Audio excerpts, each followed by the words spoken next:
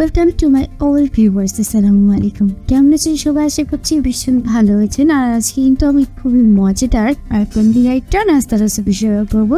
এটা খেতে ভীষণ মজাদার হয় আর যেটা বানানো কিন্তু একদমই সহজ, অল্প সময় হয়ে যায়। মাত্র 2-3টি উপকরণ দিয়ে কিন্তু এত সহজে একটা মজার নাস্তা রেসিপি আপনি শেয়ার করতে পারেন, যেটা ছোট করার সকলেই খুব বেশি পছন্দ করে। তো আজকে দেখাবো আমি এই রাস্তাটাই কিভাবে তৈরি করে নিচ্ছি। এই জন্য প্রথমে কতগুলো আলু আগে সেদ্ধ করে নিয়েছি আর সেগুলোকে এবার আমি একটা মাংসের দিয়ে খুব ভালোভাবে আমি ম্যাশ করে নিচ্ছি। তো আপনি কিন্তু এখানে ছোট বড় যে কোনো ধরনের আলু নিতে পারেন। তো আমি এগুলোকে খুব ভালোভাবে কিন্তু ম্যাশ করে নিয়েছি। ভালোভাবে সিদ্ধ করতে হবে যেন এটা খুব সুন্দরভাবে ম্যাশ হয়ে যায়। তারপর ম্যাশ করা হয়ে গেলে এই মুহূর্তে আমি 1 মিনিট চালের গুঁড়ো দিয়ে দিব। এটা কিন্তু বাইন্ডিং এর কাজ করবে। তারপর দিয়ে দেবো অল্প কিছুটা কর্নফ্লাওয়ার, তারপর অল্প কিছুটা আমি ধনে নেবো, তারপর চিড়িয়ে দিব আর দিয়ে দেবো একটা পেঁয়াজ কুচি, সাথে দিয়ে দিচ্ছি 1 চামচ চাট মশলা আর দিয়ে দেবো স্বাদ মতো লবণ। তারপর হাত দিয়ে আমি খুব ভালোভাবে সবগুলো উপকরণ এবার মিক্স করে নিচ্ছি।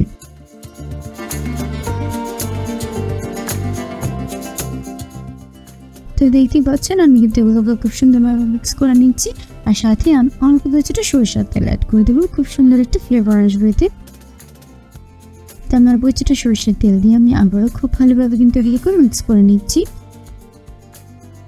তো মিক্স করার পরে গেলে আমি অল্প কিছুটা এই আলু মিশ্রণ নিয়ে হাতে লম্বা করে একটা নাস্তার শেপ দিয়ে দিচ্ছি। প্রত্যেকটা নাস্তা কিন্তু আমি এভাবে তৈরি করে নিয়েছি।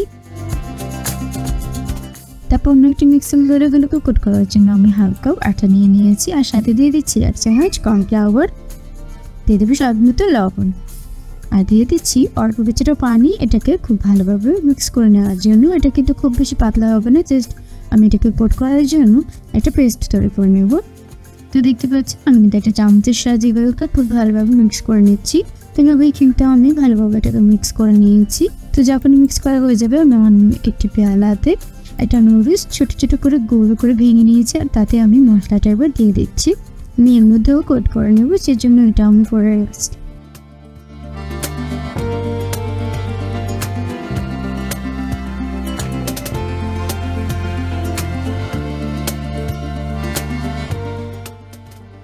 তো মিক্স করা হয়ে গেলে আমি নাস্তাটা একটু প্রথমে আটার মধ্যে কোট করে নেব। তো এটা থেকে কোট করে এরপর আমি নুডলসের মধ্যেও সেমভাবে আমি কোট করে নিচ্ছি আর এভাবে কিন্তু নাস্তা সবগুলো আমি তৈরি করে নিচ্ছি। এরপরে দেওয়ার সুবিধার জন্য আমি কিন্তু আরেকটা তৈরি করে দেখিয়ে দিচ্ছি।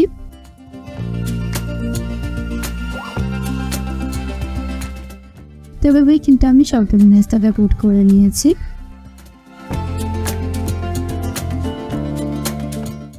আর এগুলোকে ভাজার জন্য আমি চুলায় একটা প্যান বসিয়ে তাতে পর্যাপ্ত পরিমাণে তেল দিয়ে দিয়েছি আর তেলটাকে গরম করে নিয়েছি। এরপর আমি তেলের মধ্যে একটা করে নাস্তাগুলোকে কিন্তু ফ্রাই করার জন্য দিয়ে দিচ্ছি। তো আমি তেলটাকে কিন্তু প্রথমে খুব ভালোভাবে গরম করে নিয়েছি। এরপর আমি চুলার আঁচটাকে একদম লোতে নিয়ে এরপর এটাকে ফ্রাই করে নিয়েছি। আর এটাকে কিন্তু অল্প আঁচে ভেজে নিতে হবে, এতে খাবারটা অনেক বেশি ক্রিস্পি হবে। আর যদি বেশি আছে তাহলে কিন্তু খাবারটা ক্রিস্পি হবে না, অল্পতেই পড়ে যাবে।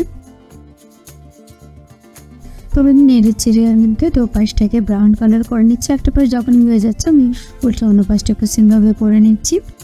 তো কিছুক্ষণ অপেক্ষা করার পরে কিন্তু এটা খুব সুন্দরভাবে দু পাশটাই সমানভাবে একটা ব্রাউন কালার চলে তখনই বুঝতে হবে নাস্তাটা কিন্তু একদমই রেডি হয়ে যাবে। আমি তখনই একটা চাটনি দিয়ে এগুলোকে তেল জুড়ে তুলে নিচ্ছি।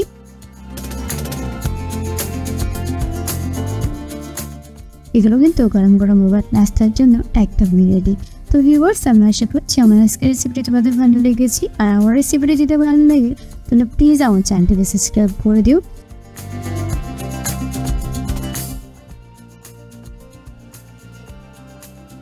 দেখা হবে তোমাদের সাথে আবার নতুন কোনো রেসিপি নিয়ে। সে পর্যন্ত তোমরা সবাই অনেক বেশি ভালো থাকবে আর অবশ্যই আমার রেসিপিগুলো পাশে ট্রাই করবে।